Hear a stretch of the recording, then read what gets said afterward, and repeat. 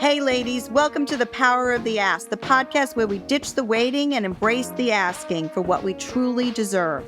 Welcome to The Power of the Ask. Hello, everyone. Welcome to The Power of the Ask podcast, which helps you get what you need financially and personally. We are so glad that you're here today. My name is Lisa Zeiderman, and I am the managing partner at Miller Zeiderman, and I'm one of the co-hosts with my dear friend, Precious Williams. Hi, Precious. Hey, Queen Lisa. As our queen just said, my name is Precious Williams. I'm the killer pitch master and the proud founder and CEO of the Perfect Pitch Group. Welcome back to the Power of the Ask podcast. This week, we're excited to introduce you to Erika Wasserman. Now, before we start with our guests, we'd like to give you a little background and give you a little flavor of who they are. So Erika Wasserman is one of only 100 certified financial therapists in the United States. She's the founder of Your Financial Therapist. She helps individuals, couples, and companies stop freaking out about money and start talking about it with less shame and more confidence. Creator of the Let's Talk Finances conversation cards, including a divorce edition, and the author of the upcoming book, Conversations with Your Financial Therapist. Erika combines honesty, humor, and her signature money mindset method to help people rewrite their money stories. She is a global speaker, a single mother of 3, and a traveler who's visited 47 countries. I got to dial that back. 47 countries, proving that money doesn't have to be awkward. We're so excited to have you with us today, Queen Erika. So to kick things off, what's one piece of advice you find yourself giving often? Maybe it's a go-to quote, a mantra, or a mindset that you always come back to. Hey, first of all, I'm so happy to be here with you both. I know this is going to be an exciting conversation. So the one thing is start the conversation. So many people just come and say, I don't know how to start the conversation, which is actually how I came up with the cards. Sitting at a bar one night, good ideas. They come in the shower and at a bar. And so I was at a bar. Couple next to me was on their 10-year anniversary, and they started doing like the table topic conversations. And that's when I had the aha moment is let's gamify talking about money. And so I created Let's Talk Finances because it will give couples, and then the divorce edition, because if you don't do one, you need the other, is storytelling. So start the conversation, not accusing and what are you doing? And how did you do that wrong? And storytell. And that way we have more understanding when those really hard conversations come up. So my first advice and the go-to is start the conversation. Love that. I have to say that this is going to be such an interesting taping because I've never actually really spoken to a certified financial therapist. Not surprising since you're actually one of only 100 in the United States. And I'm very interested to hear what drew you to this field, how you found out about it, what was the coursework that you took, and what exactly does a financial therapist do? All right. That's a lot all in one. So I'm going to take it slow, but I'm also going to try to give you a lot of information. I'll take you back to about 12 years ago, laying on the floor. I had 3 babies under the age of 4, and I was in the process of getting a divorce. And during that time period, thankfully, an older cousin kind of said, let me introduce you to meditation, because there was a lot of chaos, a lot of noise, a lot of transition happening for me. And part of my meditation practice was 3 questions. Who are you? What do you want? And what's your purpose? And I was lucky enough to go to a meditation center, Deepak Chopra's meditation center. And the woman said to me, the Dharma, your purpose, might take years to show up, but just start putting it out in the universe. And so laying on that floor, I realized that my purpose was helping people through tough times, taking the higher road. And I realized that over the years that happened for me because of my mindset and my ability to have those tough conversations, specifically around money, because I have a finance degree. I grew up in a household that talking about money was normal with my dad. And it all started with like driving to the grocery store. 2 cans of beans are 99 cents. How much is 1 can? And again, I was good at math. So all of a sudden now we're doing the change at the cash register. And it just started like that when we started trading stocks. My dad started trading stocks at home on the family computer. I'm dating myself, right? And all of a sudden I started asking questions. And so talking about money was normal. It wasn't something that was abnormal for me. And so roller coaster of life. You guys have been on a roller coaster of life? You know it. Right?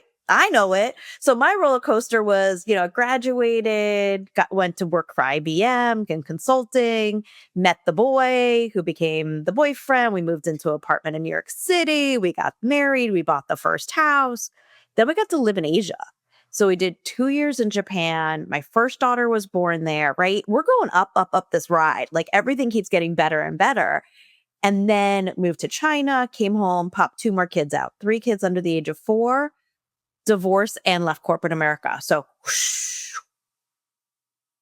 there goes my ride. And I had to reinvent myself. And what I realized is the power of asking and knowing you have options and opportunity has helped me redefine the next 10 years that followed that. And so in 2019, when I heard the term financial therapy, a lightning went through me, literally. And I was like, this is my calling, is I want to help others have these really tough conversations, but take the higher road. Back to me laying on the floor with those babies crawling over me. And now I have 3 teenagers officially as of today, 3 high schoolers, and thriving. So for me, it was a really meant to be. Good for you. They often say that rock bottom is what I built my successful foundation on. That's where growth happens. For real. Like when you talk about that roller coaster, I said, yes, been there, done that, and going to face it all over again too. So what moment really made you realize that this work was urgently needed, especially today?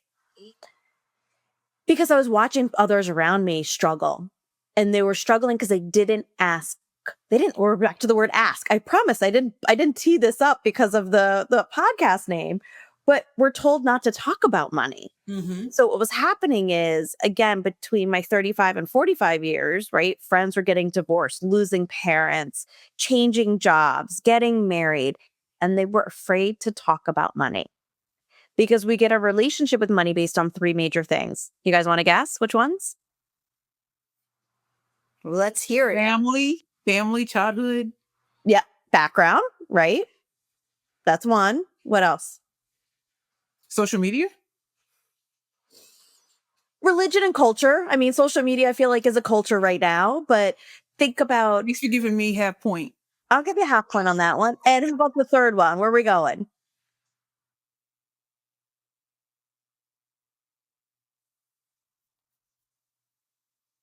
Gender. No. Interesting. Experiences. But gender probably could play. I put that really in the cultural religion. Okay, I was just trying to give my queen a quarter point. Yeah. I see that. I see that. But so Yeah. my background was talking about money. I had a client, her background was they went indoor camping. You know what indoor camping is? No. Really creative parents. The power would go out.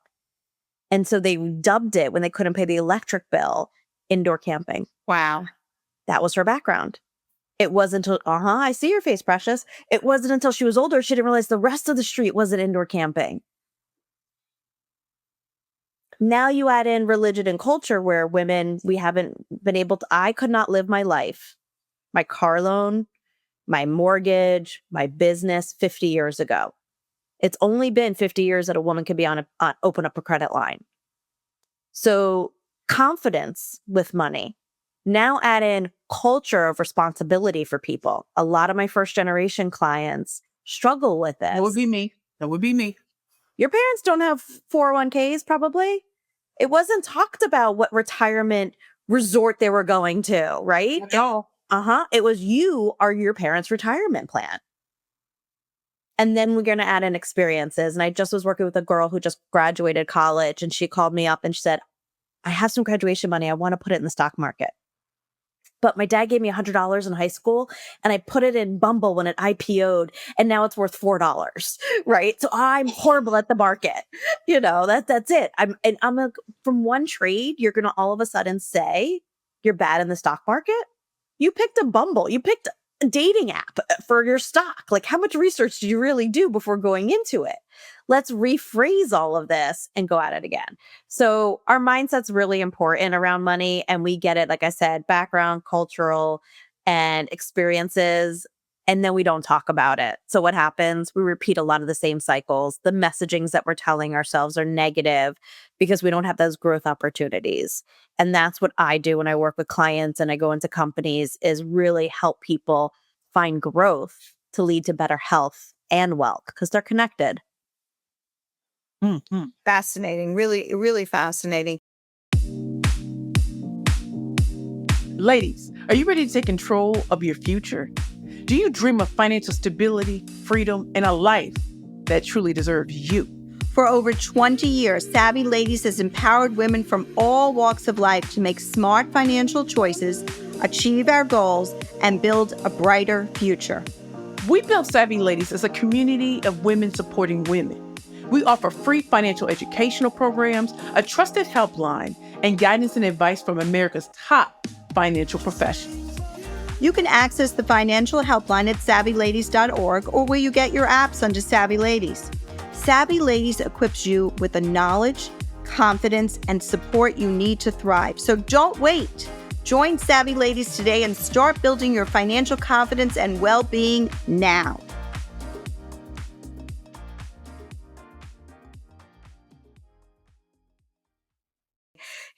Your money mindset method is really the heart of what you do.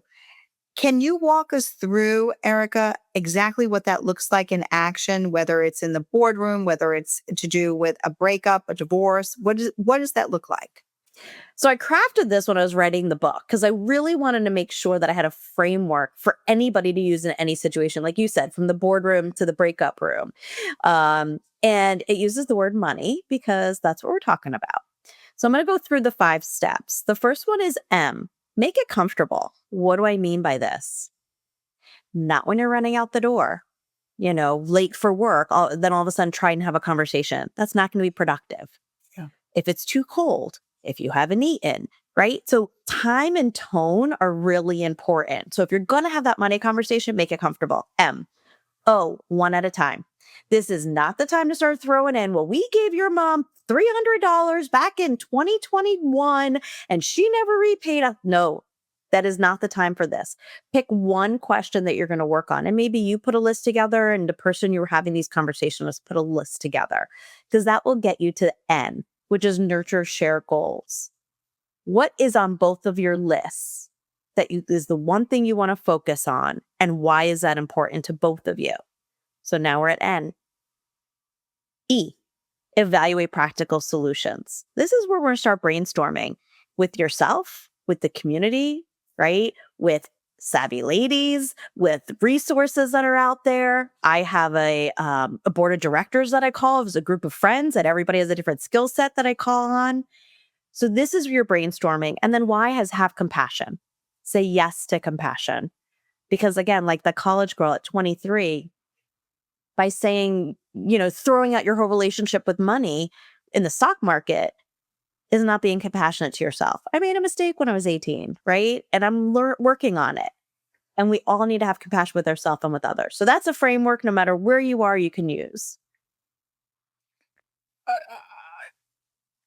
I'm verklempt. I'm clutching my imaginary pearls because that makes sense to me. So in your upcoming book, you share stories and scripts around money. What's one of the most surprising or emotional conversations you've helped someone navigate? Oof, there's so many here. But I'm going to give you a little hopeful story here. So I was working with a couple on a remarriage. They were not engaged yet. They were dating, looking to move into her home. And they came to me to say, this is a block before we get engaged, right? To take the next steps. And what was happening was his first marriage was very 50-50. They would come up with goals. They would respect each other. They had money in savings. They felt good. It was a trusted relationship. Her first marriage was a mother-son relationship. They lived paycheck to paycheck. He would overspend without consulting her, and she felt a lot of feelings. I'll leave it at that, right? And so now she's in a new relationship. They're going to move into her home that she worked really hard for, and she wasn't sure how to trust.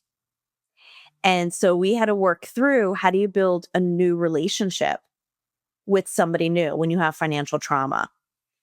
And a little bit of, I'll give you the end goal, was he had to be a little bit more patient with her and understanding of building the trust. And she had to realize that this was a new person that she was trusting. And they got engaged in the middle of our sessions and our work. And it was super cool because they felt like they could now have the dialogue to take on the next step. Mm. So, Erika, you probably know this. I'm a divorce attorney. So this is like the perfect segue into this. And I'm dying now to understand these divorce edition conversation cards to help people talk about money. Tell us what they are, why you created them, and why do you think financial transparency is so taboo, especially in intimate relationships? Let's go to the divorce cards, because personal experience has shaped me there. Is all of a sudden you have to redefine everything. So, Lisa, they come to you, they get divorced, the papers are signed, and really they're done with you. And then what? Your financial advisor will say, here, let's go invest the money. But there's so many new things that you have to dream of and think of. And everything from who's my new beneficiary to, I want to go on vacation. How much money do I spend? How many days do I go? You're used to having a partner to bounce ideas off of. Even if you might not like what they're saying, you have somebody to have these conversations with. And so that's what the divorce edition does. It's for yourself to go through and start teasing some ideas of what you might want for the next chapter. Who's going to hold you financially accountable? Who's going to be your trusted person right now? And what's that next dream vacation or co-parenting issue that you're going to have that you want to be aware of and get ahead of, so that you handle it in a healthy way versus in an unhealthy way? And that could be anything from avoidance. People stop opening up bank accounts. They don't want to look at their account. They lose the password. Oh, I got lost in the divorce. And all of a sudden, the snowball starts going because you didn't have confidence in your relationship with money or to ask the questions that you need help. So it's okay to say you need help. Great. Queen Erika, as you were speaking, I thought about a breakup that I had in 2010. And we were like frickin' frack. Always together. Always. We would go to stores together. I get my hair done. He's on the couch. He's on the couch playing his Game Boy. Yeah, I'm dating myself. Yes, I know. That's okay. I said Rolodex the other day, and somebody goes, "Did you really just say that?" I'm like, contact. 2010. I left my ex-fiance. And I remember getting maybe 2 days later, and I went to a big box store. And I'm just going through the aisles, and I'm having a conversation. And I said, well, what do you think of that? And it was the shocked feeling of, I've been having a conversation by myself. And then the reality, it took me a year to be able to go to a store by myself and to trust my own feelings. And so that was 15 years ago. Let's be honest, it's been 15 years. And I'm much more comfortable. I can eat alone or I can eat with people. I can go for long walks by myself. But there's also something else in there, the psychological plus the financial. I treat myself so much better today. And I don't mind doing things by myself and going on vacations and things like that and doing the things because he may never come. But I can't stop my life waiting. And so I want to thank you for bringing it up, because there is a trauma to breakups. Whether I've never been married, I don't have children, but this was illuminating for me because there are financial questions I've never asked myself. I became afraid because I didn't know what they were. So I want to know about them cards. After they printed the cards, I realized it almost should have been a singles edition, because for widows, it's the same thing. Is you had a partner this whole time and now you got to redefine it. So it does say divorce on there. Maybe I'll rebrand it. And the goal for the cards is next will be first generation, aging parents with your kids, because these are conversations that flow so many different aspects of our lives, and till death. But that's a whole nother conversation. So But you already started the ball rolling with the one edition and then the divorce edition, and it just keeps going because we got to be real. Like breakups, long-term relationships can break up and all of that. But there are questions I've never asked myself. So I know they're in those cards. And experience really is the best teacher, one of the best teachers in life. And the fact that my queen Erika has visited 47, I say it again, 47 countries. How has traveling, shaped your money mindset in ways that maybe traditional financial training never could? yeah. So for me, traveling is my passion. It's what fills me up. I love people. I love exploring. So I want to explore cultures. I want to explore countries. I want to explore people, right? I'm the girl that like wants to peek in behind everybody's house to be like, what's going on in there? What are you doing? And so that's how the book is written. Actually, it's like a peek in, because so for me, traveling, and honestly, I've been divorced 13 years. I travel alone a lot. And I normally will go for a month in the summer when my kids go to their dads, and people always say, how do you afford it? I get crafty, especially when they were younger.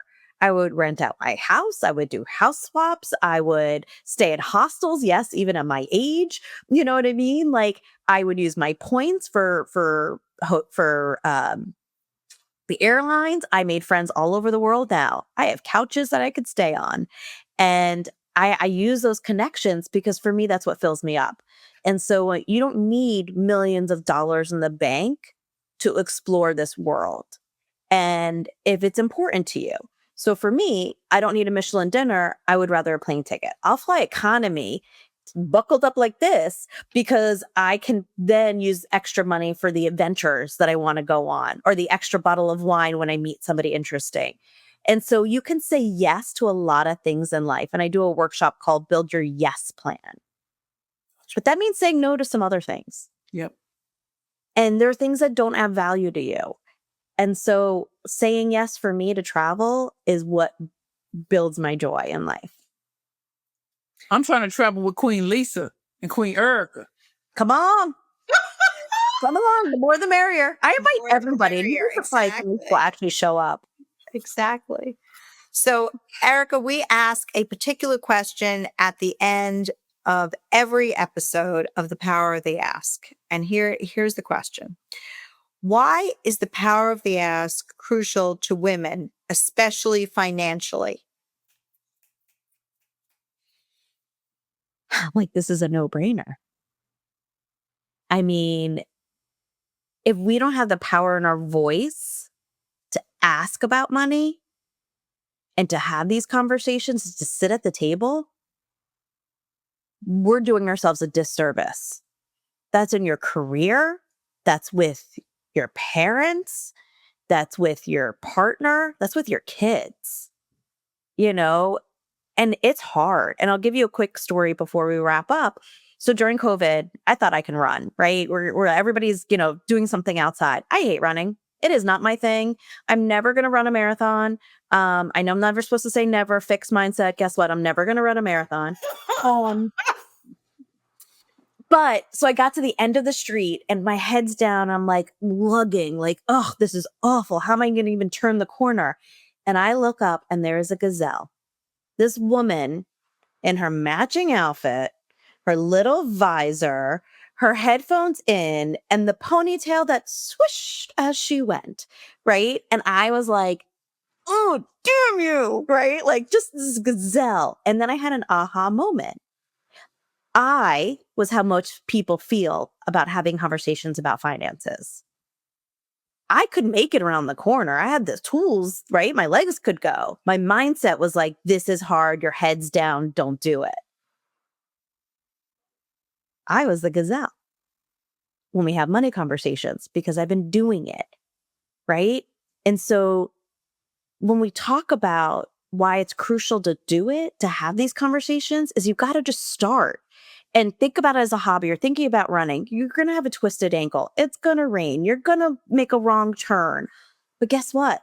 Those runners still come out the next day and the day after, and they keep running. I have never run a marathon, but shortly after that, I did a 60-mile 3-day walk for breast cancer. So like I figured out my own way of what I could do.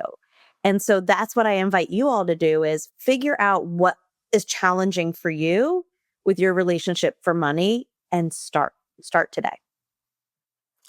Erika, thank you so much. We have learned such a great amount of information from you. I can't wait for people to read your book and check you out and listen to this podcast, because I just think it's so amazing. And to have these money conversations, which is really what Savvy Ladies is all about. It's about having money conversations. And so you are the perfect example of what we all aspire to do and to be, and to have our clients actually be able to have these money conversations. So thank you so much for doing this podcast with Precious and myself. Absolutely. We could talk for hours. So thanks for having me on. I appreciate it. Yes, Queen Erika, it has been such a delight to have you and your snappy answers that are gained because it's your zone of genius. And that was so obvious. And so to our Savvy Lady subscribers, I want y'all to tell a friend to tell a friend. What? Tell a friend, subscribe, share this episode with others. As you all know, we bring the best guests who give you fresh viewpoints on financial empowerment, and they go through their stories and what they've learned, so you never feel alone. So subscribe, share, and keep coming back to the Power of the Ass podcast, co-hosted by my Queen Lisa and myself. And you know the drill. Tell a friend, the what? Tell a friend. Subscribe and share. And thank you so very much, Queen Erika, for being such an amazing guest. I'm trying to hold myself down because I'm very animated, but I want you to know I want to scream because this was awesome. I love it. Thank you. Thanks for joining us on this episode of The Power of the Ass, ladies. Don't forget to like, review, and subscribe to spread the love with #PowerOfTheAss.